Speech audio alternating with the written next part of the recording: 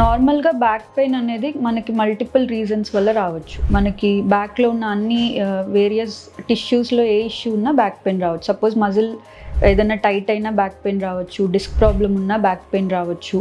అలాగే rheumatology disease వల్ల back pain వచ్చింది, ఆర్థరైటిస్ వల్ల బ్యాక్ పెయిన్ వస్తుంది అంటే దానికంటూ స్పెసిఫిక్ ఫైండింగ్స్ ఉంటాయి. అంటే ఎవరు రుమటాలజిస్ట్ని కలవాలి అనడానికి కొన్ని సైన్స్ ఉంటాయి. ఇప్పుడు పొద్దున్నే బెడ్ మీద నుంచి లెగలేకపోతున్నారు, లెగడానికి వాళ్ళు టైం పడుతుంది, ఒక 1/2 అవర్ టు 1 అవర్ బ్యాక్ అంతా బాగా స్టిఫ్గా అనిపిస్తుంది. అలాంటి వాళ్ళు కానీ స్లోగా మూమెంట్ చేస్తున్న కొద్దీ వాళ్ళ పెయిన్ కొంచెం ఇంప్రూవ్ అయ్యి మళ్ళీ రెస్ట్గా కూర్చొని లెగాలనుకున్నప్పుడు బాగా టైట్గా అనిపించడం ఉన్నవాళ్ళు, రాత్రి పడుకున్నప్పుడు అటు ఇటు పక్కకు తిరగాలన్నప్పుడు బాగా సివియర్ పెయిన్ ఉన్నవాళ్ళు, యంగ్ ఏజ్లో బ్యాక్ పెయిన్ స్టార్ట్ అయిన వాళ్ళు, ఫ్యామిలీలో వేరే ఎవరికైనా బ్యాక్ పెయిన్ హిస్టరీ ఉన్నవాళ్ళు, ఇలాంటి వాళ్ళకి రుమటాలజీ ఇష్యూ వల్ల స్పాండైలో ఆర్థరైటిస్ అనే డిసీజ్ వల్ల వచ్చే బ్యాక్ పెయిన్ అయ్యి ఉండొచ్చు. ఇలా ఏవైనా సిమ్టమ్స్ ఉంటే వాళ్ళు రుమటాలజిస్ట్ని కన్సల్ట్ చేయాలి.